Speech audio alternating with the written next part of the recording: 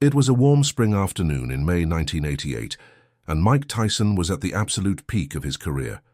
He'd just unified all three major heavyweight titles, destroying Michael Spinks in 91 seconds in what many considered the most dominant performance in boxing history. At 21 years old, Tyson was unstoppable, the most famous athlete on the planet. But on this particular afternoon, he was alone in Central Park, trying to escape the chaos of his life for a few hours of peace. Tyson often came to the park when he needed to think, when the pressure of being Mike Tyson became too much. He'd sit on a bench and remember what life was like before the fame, back when he was just a scared kid from Brownsville with nothing but a criminal record and a hopeless future. He was sitting near Bethesda Fountain, wearing sunglasses and a plain hoodie, when he heard shouting coming from a wooded area about 50 yards away. Teenage voices, multiple boys laughing and yelling. And beneath those voices, a younger voice, frightened and pleading. As he got closer, he saw 4 teenagers, probably 16 or 17 years old, surrounding a smaller boy who couldn't have been more than 12. The boy was thin, almost skeletal, wearing clothes that were too big for him and covered in dirt. His face was smudged with grime, his hair matted and unwashed. He was clearly homeless, clearly vulnerable, and clearly terrified. The teenagers had him backed against a tree, and one of them was holding the boy's backpack, dumping its contents on the ground. A torn blanket, a water bottle, some crackers, and a small worn notebook fell out. "Look at this," one of the teenagers said, kicking the blanket. "This is all you got? You're pathetic." Another one picked up the notebook and started flipping through it. "What's this?" "Your diary." He began reading aloud in a mocking voice. "Today was hard. I'm so hungry, I miss my mum. Oh, this is sad. The little homeless kid misses his mommy." The other teenagers laughed cruelly. The small boy tried to grab the notebook back. "Give that back, please. That's all I have." The teenager held it above his head, out of reach. "What are you going to do about it? You going to run to your parents?" "Oh, wait, you don't have any." A third teenager, bigger than the others, shoved the boy hard against the tree. "You're making the place look bad with your homeless smell. Maybe we should teach you a lesson." He pulled back his fist, preparing to punch the small boy. That's when Mike Tyson stepped out from behind the trees. His voice was quiet, but carried absolute authority. "Put your hand down and step back." All 4 teenagers turned, startled. The biggest one sneered, "Who the hell are you? Mind your own business." Tyson pulled off his sunglasses and lowered his hood. The reaction was immediate. "Oh, shit," one of them whispered. "That's Mike Tyson." The biggest teenager's sneer vanished. "Mr. Tyson, we were just messing around. We weren't really going to hurt him." Tyson looked at the small boy pressed against the tree, trembling, tears running down his dirty face. "You weren't going to hurt him? You were about to punch a kid half your size. You dumped out everything he owns. You're reading his private thoughts out loud to humiliate him. That's not messing around. That's being a coward." The teenager holding the notebook quickly dropped it. "We didn't mean anything by it." "Fun." Tyson took a step closer. All 4 teenagers instinctively stepped back. "Let me tell you about fun. I grew up in Brownsville, Brooklyn. I know what it's like to have nothing. I know what it's like to be hungry, to be scared, to have people look at you like you're garbage. And you know what the worst part was? People like you, kicking me when I was already down. People who thought it was fun to make someone who's suffering suffer even more." "You're going to pick up everything you dumped and put it back in his bag," Tyson said. "Then you're going to apologize to him.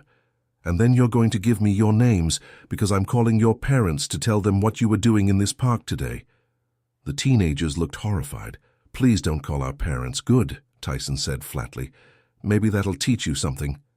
Now do what I said." The 4 teenagers scrambled to gather everything, carefully placing it back in the small boy's backpack. They mumbled apologies that didn't sound sincere. "I said apologize properly," Tyson said. "Look at him and tell him why you're sorry." Each teenager offered genuine apologies, their voices small and ashamed. The homeless boy nodded slightly, still looking terrified. After the teenagers gave their information and fled, Tyson turned to the small boy. "Are you okay? Did they hurt you?" The boy shook his head. "No, sir. You got here before they could. Thank you. What's your name?" "Marcus. Marcus Williams." "How old are you, Marcus?"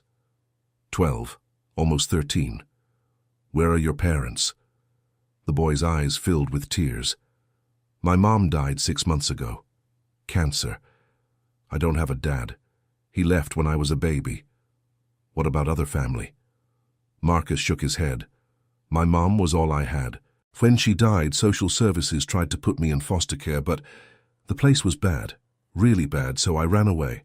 I've been living in the park for 3 months now." Tyson felt something break inside his chest. 3 months. This 12-year-old boy had been surviving alone for 3 months. "Have you eaten today?" Marcus shook his head. "Not yet." "Come with me," Tyson said. "I'm going to buy you lunch." Marcus hesitated. "I don't really go with strangers." "That's smart," Tyson said.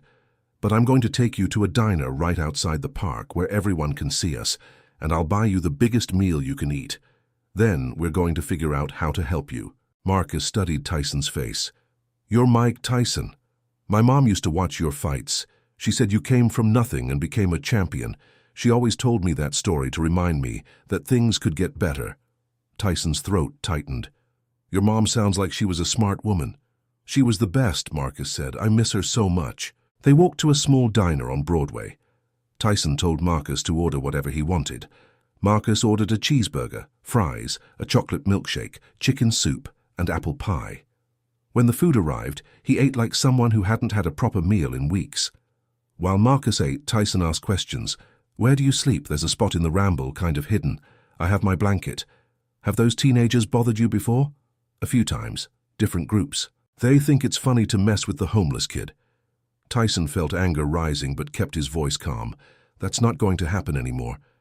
"But Marcus, you can't keep living in the park. It's not safe." "I know," Marcus said quietly, "but I'm scared of foster care. I'd rather be in the park." "I'm going to help you," Tyson said. "I'm going to find you a safe place to stay, make sure you're in school, make sure you have everything you need. But I need you to trust me." Marcus looked at him with eyes older than they should be. "Why would you help me?" "Because someone helped me when I needed it," Tyson said. "When I was 13, I was heading down a terrible path. Then a man named Cus D'Amato found me.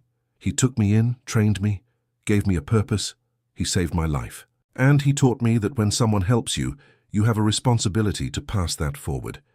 So that's what I'm doing." Over the next 2 hours, Tyson made phone calls. He used every connection he had, and by the time Marcus finished eating, Tyson had arranged for him to stay at a group home run by Sister Margaret, someone Tyson personally trusted. But Tyson didn't stop there.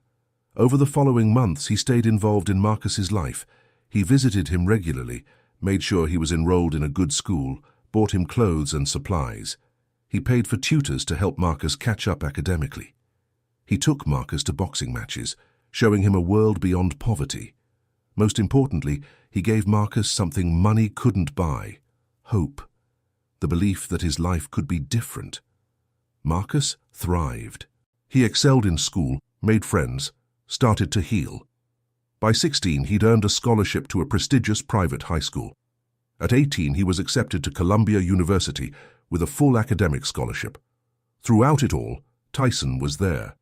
At Marcus's graduations, at his celebrations, he became the father figure Marcus had never had. Years later, Marcus Williams graduated from Columbia with a degree in social work. At his graduation, with Tyson in the audience, Marcus gave a speech about his journey from homelessness to this moment. "Mike Tyson taught me that strength isn't about how hard you can hit," Marcus said. "It's about standing up for people who can't stand up for themselves. It's about seeing someone who's invisible and choosing to see their worth." I was a homeless kid that everyone walked past. But Mike Tyson noticed. And he didn't just give me a meal and walk away. He changed my life. After graduation, Marcus founded a nonprofit called Second Chance Foundation, dedicated to helping homeless youth in New York City. The organization provided shelter, education, counseling, and mentorship to hundreds of kids just like Marcus had been. Mike Tyson remained involved, serving on the board, making donations, showing up at events. Whenever people asked him why, his answer was always the same.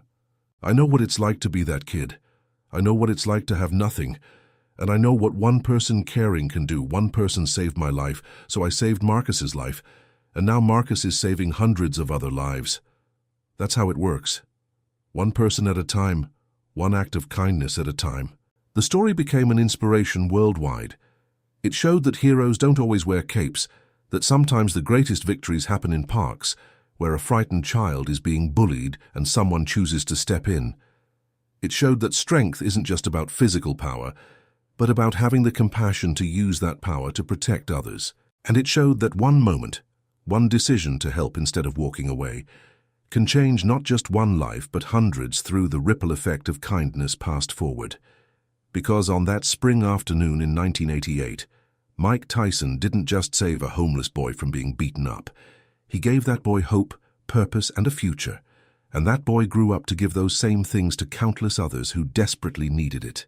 All because Mike Tyson remembered what it felt like to be powerless and chose to use his power to make sure one more child didn't have to stay that way.